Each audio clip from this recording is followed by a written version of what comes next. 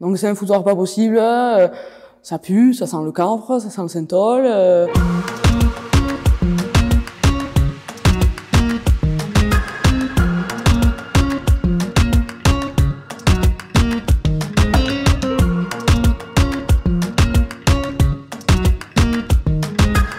Trop, je pense pas. Je pense que ça amène beaucoup de valeurs qui sont importantes pour grandir et pour évoluer. Et donc je pense que on n'en fait pas trop. Je pense que c'est le mot juste. Après, je pense qu'il y a aussi d'autres sports qui peuvent apprendre les mêmes valeurs.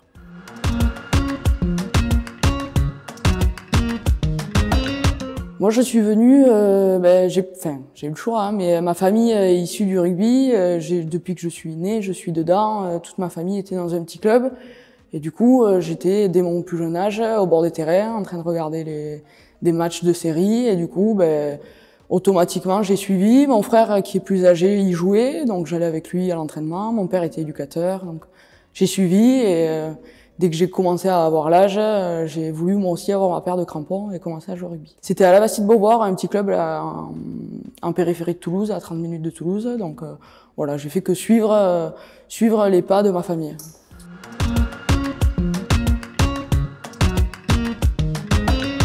J'aurais bien essayé talon.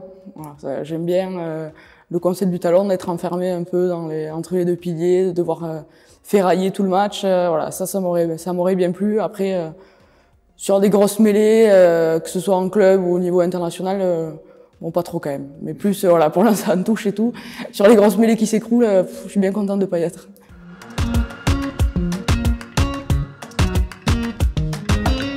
Ouais, c'est jouissif personnellement, mais collectivement, ça donne un élan collectif qui se ressent beaucoup sur le terrain, alors encore plus quand il y a du public. Mais c'est vraiment l'action qui peut faire basculer un match du côté positif et qui peut marquer l'adversaire.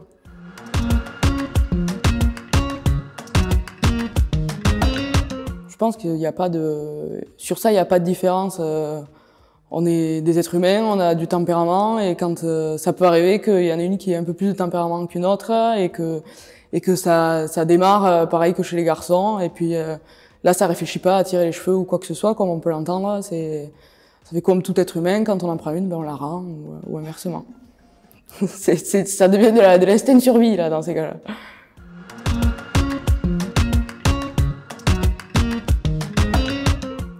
Je trouve pas. Parce qu'en fait, le rugby féminin, on se connaît, tout le monde se connaît. Peu importe les équipes qu'on joue, on se connaît. Du coup, c'est quand même, je trouve moins que ce qu'on voit de plus en plus chez les garçons. On n'est pas trop dans ça. Alors oui, il y a toujours des petites chambrages, mais c'est toujours, c'est pas le côté mauvais du chambrage. C'est plus, voilà, parce qu'on se connaît et qu'on se taquine, plutôt que pour chambrer du côté négatif.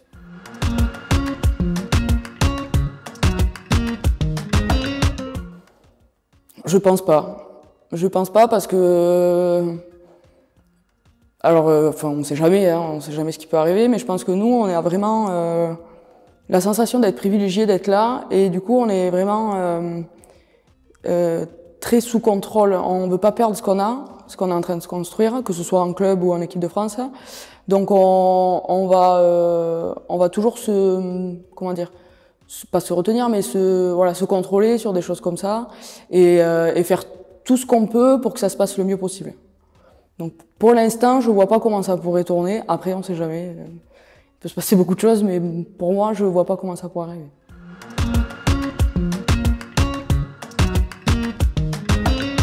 Un entraîneur qui m'a marqué, Sam Cherouk, l'entraîneur de l'équipe de France.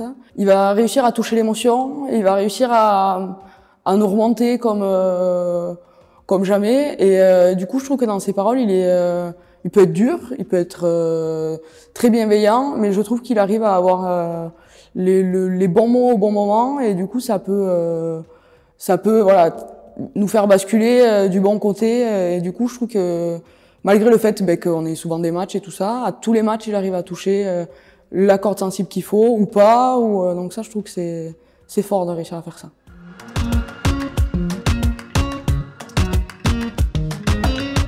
Pour être un entraîneur entraînant, notamment chez les filles, je pense qu'il faut beaucoup de bienveillance et je pense qu'il faut être comment dire, il faut réussir à amener les filles sans leur imposer quoi que ce soit. C'est très spécifique aux filles, à mon avis. Mais je pense qu'il faut être bienveillant et comprendre les personnalités de chacune pour réussir à faire avancer tout le groupe ensemble.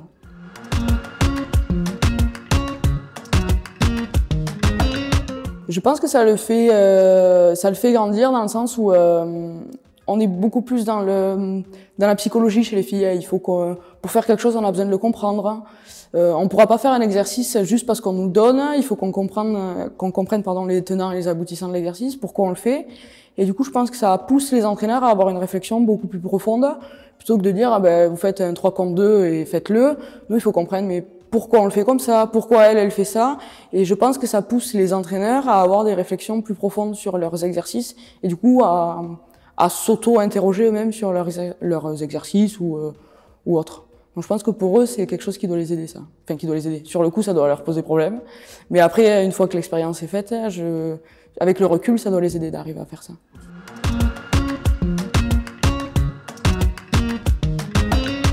La troisième mi-temps, je pense que ça reste important. Là, on le voit, on en est privé et ça gâche un peu la fête, en fait, quand on finit le match, perdu ou gagné, et qu'on peut pas se retrouver ensemble. Je pense que l'esprit convivial y aurait moins été si on n'avait pas eu ces troisième mi-temps. Je pense elles y sont, il faut qu'elles reviennent et il faut qu'elles perdurent.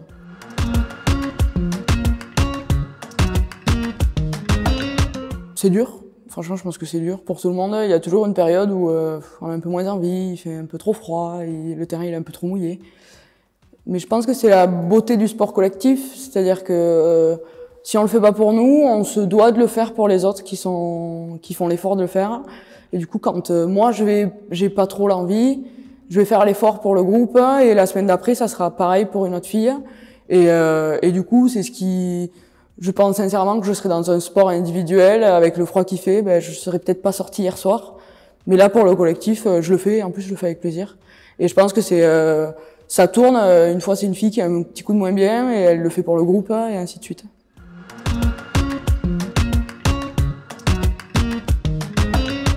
C'est compliqué une vie sans rugby, oui et non. Il y a 4 ans maintenant, j'ai fait un an d'arrêt où j'ai arrêté complètement le rugby. C'est compliqué parce qu'on se rend compte qu'on a beau être copine avec tout le monde et que c'est nos amis ou nos potes. Quand on n'est pas dans le groupe, on n'est pas dans le groupe. Peu importe qui on est, peu importe qu'on vienne voir les matchs ou qu'on fasse la troisième mi-temps. Si on n'y est pas, on n'y est pas. Les anecdotes qu'on raconte sur l'entraînement, le match, nous, on n'en fait pas partie. Et de l'autre côté, c'est plaisant aussi parce qu'on découvre d'autres choses en fait qu'on peut pratiquer. Par exemple, je sais pas, à l'époque, on pouvait aller au cinéma, des choses comme ça, des choses qu'on n'a plus le temps de faire quand on s'entraîne le soir. Donc d'un côté, c'est dur parce qu'on perd la vie de groupe et on a beau faire tous les efforts du monde, c'est quelque chose qu'on n'a plus. Et de l'autre côté, on trouve d'autres choses à apprécier. Donc dur, je pense que c'est quelque chose qu'il faut être prêt à accepter et le faire au bon moment parce que ça peut être dur de se retrouver seul. Il y en a qui peuvent mal le vivre, je pense.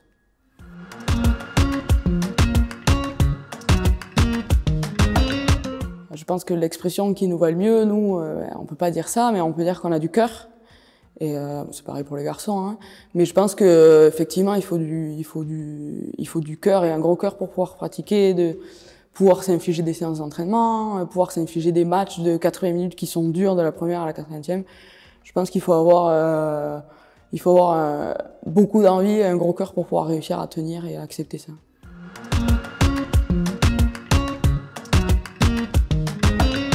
Non, je pensais pas et je m'en rends compte en vieillissant que plus ça va et plus je suis capable de fournir d'efforts. C'est des efforts que quand j'avais 18 ou 19 ans, je voyais pas l'intérêt, je comprenais pas pourquoi, quand il fallait s'entraîner toute seule parce que j'en avais besoin, je comprenais pas, c'est pas des choses qui m'intéressaient. Et plus je vieillis, plus je me rends compte que ça apporte énormément et plus je le fais avec plaisir. Donc je pense que il faut moi je l'ai appris sur le tard, dommage pour moi, mais il faut l'accepter. Ouais.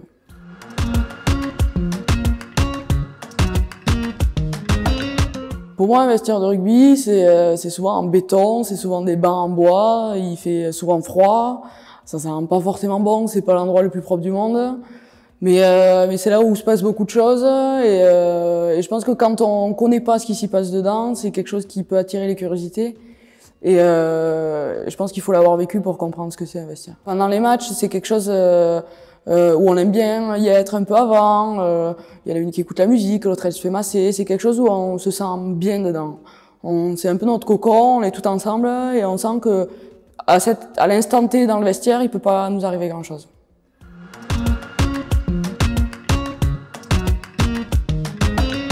Ça a toujours été ancré comme ça, dans le rugby, les avants d'un côté, les arrières de l'autre.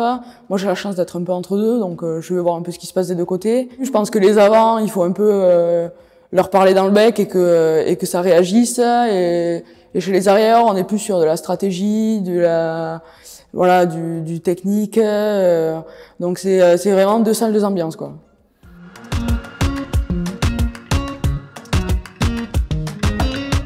Je pense que c'est une émulation collective qui fait ça. Avant de rentrer dans le vestiaire, il y a des filles qui arrivent, elles sont en talons, en jean, elles sont bien habillées. Une fois qu'elles sortent du vestiaire, le maillot est enfilé, c'est plus les mêmes personnes. Je pense que le rugby transforme dans le bon sens. Et une fois que le maillot est enfilé, qu'on part pour le match, oui, ça transforme. On est d'autres personnes quand on sort de là. On est des guerrières et on part pour aller jouer une guerre entre guillemets pendant 80 minutes, donc on n'est plus les mêmes personnes.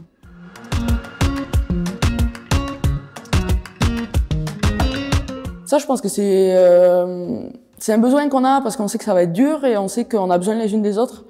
Et le fait de sentir qu'on est tout ensemble, de sentir qu'on est toutes là, je pense que c'est inconsciemment une façon de se rassurer et de faire comprendre à l'autre, t'inquiète pas, je suis là pour toi, et inversement, et ça pour chacune. Donc je pense que c'est un peu une façon de se rassurer, de se dire qu'on va y aller, qu'on sera 23 et qu'il y aura pas de soucis, on est sûr qu'on sera tout ensemble.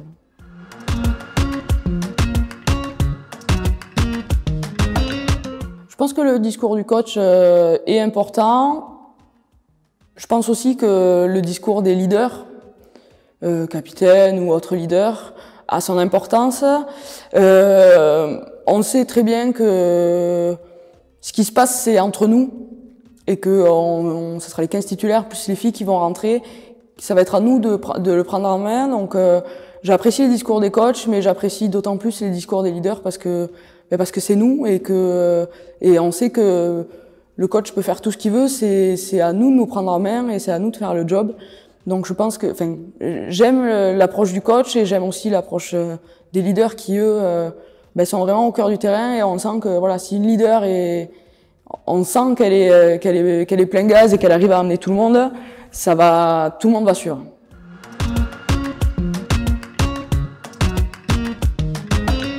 Oui, je prends la parole. Après, tout dépend de comment ça se passe. Je prépare rien à l'avance. Je sais jamais trop si je vais le faire ou pas. Je laisse parler coach, capitaine. Si j'estime que tout est dit et que le groupe est prêt, je rajoute rien. Si je sens qu'il en faut un peu plus, j'appuie un peu plus, mais je fais vraiment à la sensation. Je vois comment ça se passe et en fonction, je prends la parole ou pas. Donc c'est pas automatique.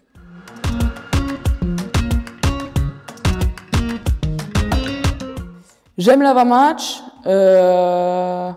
Mais l'avant-match est très spéculatif. On fait des projets, Du coup, on sait pas trop sur quoi on se lance. J'aime beaucoup la mi-temps, parce que la mi-temps, il y a un gros côté mental, où il faut ressaisir tout le monde, parce qu'il faut repartir. Et surtout, il y a un gros côté stratégique et tactique. On a vu ce qui se passait pendant 40 minutes, on a vu ce qui marchait pas. Et du coup, c'est 10 minutes, et c'est là où il faut être très bon sur le détail qu'il faut régler, sur trouver l'axe où il faut appuyer parce que ça marche. Et du coup, je trouve ça bien parce que c'est un condensé qui dure 10 minutes où il y a un gros axe stratégique, un gros axe mental. Il faut tout mettre en même temps. On voit que tout le monde réfléchit malgré la fatigue.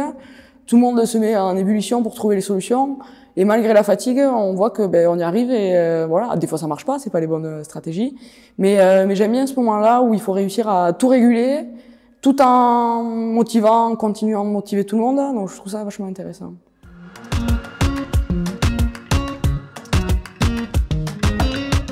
c'est le foutoir, parce que ça fait bien longtemps que j'ai pas vu un vestiaire de garçon, mais en tout cas, chez les filles, tout le monde vient avec 10 t-shirts, 10 shorts, parce qu'on sait jamais ce qui peut se passer. Donc c'est un foutoir pas possible. Ça pue, ça sent le camphre, ça sent le synthol. Il y a les bruits du strap, il y a les bruits du ballon qui tape au sol, c'est la même chose. Après voilà, après le match, bon, comme chez les garçons, j'espère en tout cas, ça sent plus le déo, le parfum, le shampoing. On se lisse les cheveux, on se maquille. Ça, on doit pas trop le voir chez les garçons.